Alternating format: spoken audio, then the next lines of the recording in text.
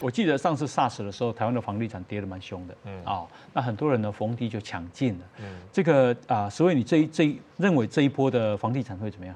很妙哦，你们都很惨很惨，只有房地产没事哎。就目前建商还在强颜欢笑当中，希望营造出一个和谐的社会，然后让大家继续来买房子。明明就是饭店要倒了，然后大家没钱没收入了，然后居然是一毛都没降价。那为什么呢？因为建商知道这个事情会发生，所有的民众都在等。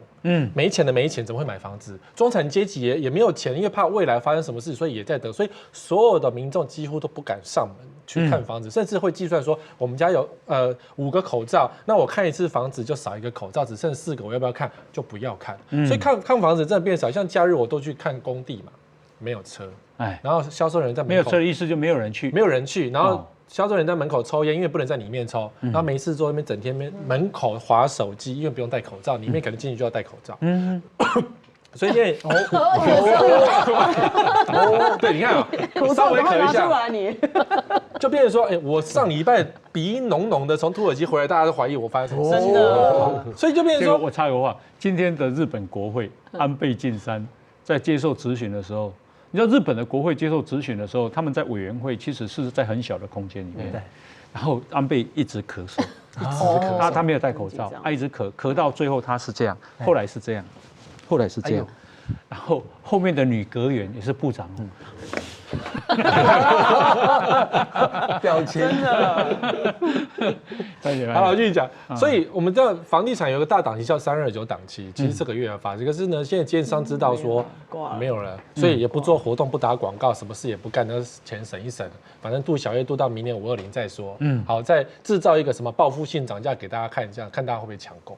可是民众更聪明，就是因为大家都经过 SARS 都知道，所以我们就不买，我们就不看，观望。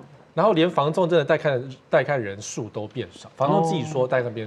然后可是很妙哦，今天有一个上市柜的老板就说，我们地照买，我们1毛钱都不降，我们绝对不怕那个什么武汉肺炎之类的。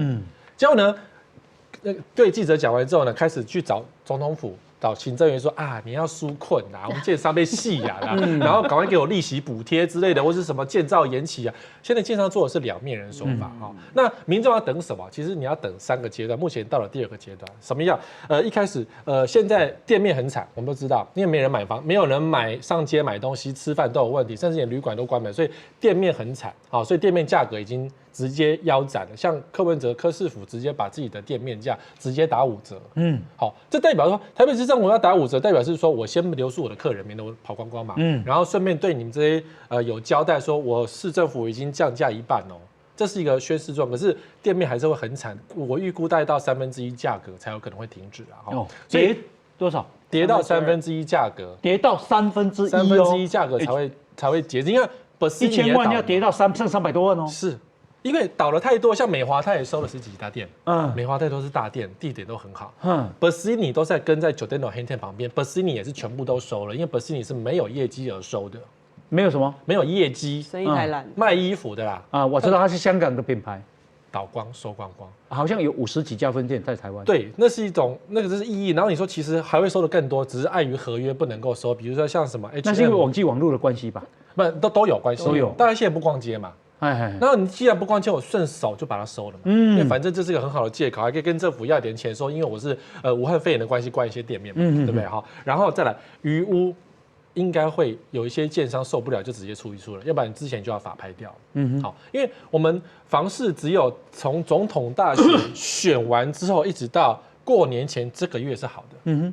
因为就遇到武汉肺炎了嘛，对，所以这个月的势头被做起来之后，现在被武汉肺炎整个浇下去了所以第一阶段店面会先倒，那现在要等那个店面主去反应，台北市政府已经反应了，可是多数的店面主还在撑嘛，因为反正我有合约不怕嘛。好，再来投资客也会倒，因为投资客利息要缴，没人要买他的房子。好，虽然说现在利息很低。但是投资客其实过去已经撑得差不多了，好，撑得差不多。好，第二阶段叫国际资金的问题。所以你认为房地产还会再跌？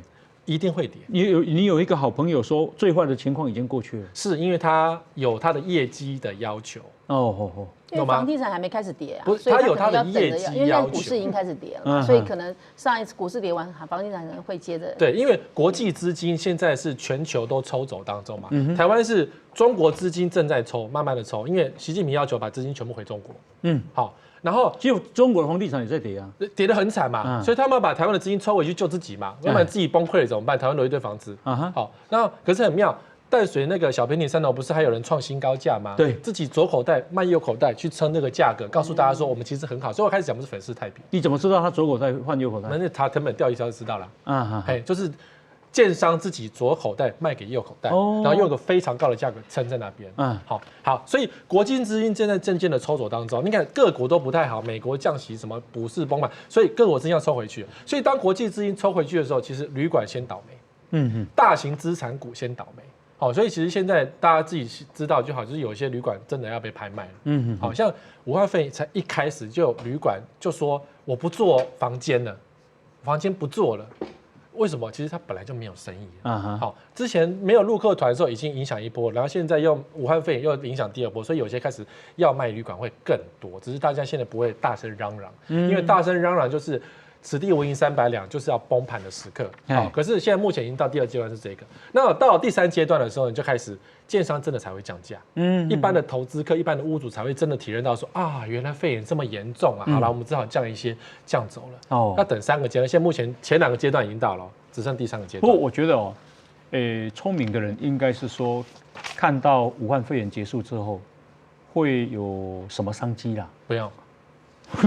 没有，我要先讲房地产没有，为什么呢？房地产没有，因为没有降价，你哪来的商机跳上去？房地产也许没有，我是说其他行业啊，因为可能会有一个报复性的消费吧。对啊，没有，你做嘛，你动贵啊，高那就是出国啊，他要死命出国啊。对啊，搞不好只有出国可以，可是出国消费就把钱带出去用掉啦。台湾还是没有啊。而且说国际旅客渐渐恢复到台湾吗？我觉得至少2年呢。